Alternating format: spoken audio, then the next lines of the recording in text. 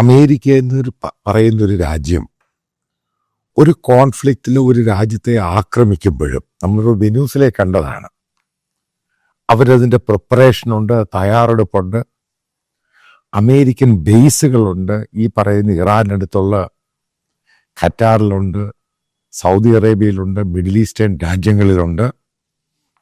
അതേപോലെ അമേരിക്കൻ പൗരന്മാരുണ്ട്, മറ്റുള്ള രാജ്യക്കാരുണ്ട്. ഇറാനിൽ ഏകദേശം 10,000-ഓളം ഇന്ത്യക്കാരുണ്ട്. ഇന്ത്യൻ എംബസി അവിടെ ആക്റ്റീവാണ്. ഇതിനൊക്കെ ഒരു സമയമുണ്ട്. കാരണം ഇവരെ മാറ്റണം, ഈ രാജ്യങ്ങൾക്ക് ട്രാവൽ മെമ്മോ കൊടുക്കണം, അഡ്വൈസറി കൊടുക്കണം. അതേപോലെ തന്നെ ഈ രാജ്യങ്ങൾ അവരുടെ പൗരന്മാരോട് പറയുന്നു മാറാനുള്ള സമയം വേണം. കാരണം ഇതിനൊരു ടൈം പീരീഡ് ഉണ്ട്. പെട്ടെന്ന് കയറിയൊന്നും അറ്റാക്ക് ചെയ്തില്ല, പെട്ടെന്ന് ചാടി കയറിയൊന്നും. ഈ പറയുന്ന പല രാജ്യങ്ങളും ഒരു രാജ്യത്തിൻ്റെ അവിടെയുള്ള ഡൊമസ്റ്റിക് പൊളിറ്റിക്കൽ ഇഷ്യൂവുമായി ബന്ധപ്പെട്ട് ആൾക്കാരെ ഇങ്ങനെ വെടിവെച്ചു കൊല്ലും. നിങ്ങളതിൻ്റെ റിപ്പോർട്ട്സ് വായിച്ചു കാണും. അതായത് അമേരിക്ക തന്നെ പറയുന്നു ഹ്യൂജായിട്ട് ആൾക്കാർ കൊല്ലപ്പെട്ടു.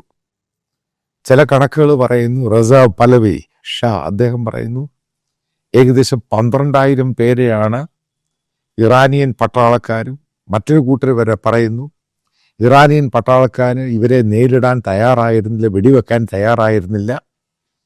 പകരം ഈ പറയുന്ന ഷിയ റെജീം അവർ അറബ് മിലിഷ്യ ഗ്രൂപ്പിനെയാണ് റിക്രൂട്ട് ചെയ്ത് അവരെ കൊണ്ടാണ് ഫയർ ചെയ്യിപ്പിച്ചത്. അങ്ങനെ പല രീതിയിലുള്ള സംഭവങ്ങളൊക്കെ ഒരു ഭാഗത്ത് വരുന്നുണ്ട്. ഇപ്പം ലേറ്റസ്റ്റ് ആയിട്ട് അറിയുന്നത് അമേരിക്കൻ പ്രസിഡന്റ് ഇന്റർനാഷണൽ മീഡിയയോട് പ്രസ് ബ്രീഫിങ്ങിൽ പറഞ്ഞിരിക്കുന്നത് ഇറാൻ അവിടെ എക്സിക്യൂഷൻ നടത്തുകയില്ല. പക്ഷെ അതിനുശേഷം അത് നമ്മൾ നോക്കേണ്ടതാണ്. അതിന് മുമ്പും അവർ എക്സിക്യൂഷൻ നടത്തി പല ആൾക്കാരെയും അവർ തൂക്കിക്കൊല്ലുകയും വെടിവെച്ച് കൊല്ലുകയും കഴുത്തറുത്ത് കൊല്ലുകയും ഒക്കെ ചെയ്തിട്ടുണ്ട്. ഇപ്പം ഞാൻ ഈ വീഡിയോയുടെ പ്രധാന കണ്ടന്റ് എന്ന് പറയുന്നത് ഉറപ്പായിട്ടും അമേരിക്ക അറ്റാക്ക് ചെയ്യും. കാരണം അമേരിക്കയ്ക്ക് കിട്ടിയിരിക്കുന്നൊരു ഗോൾഡൻ ഓപ്പർച്യൂണിറ്റിയാണ്.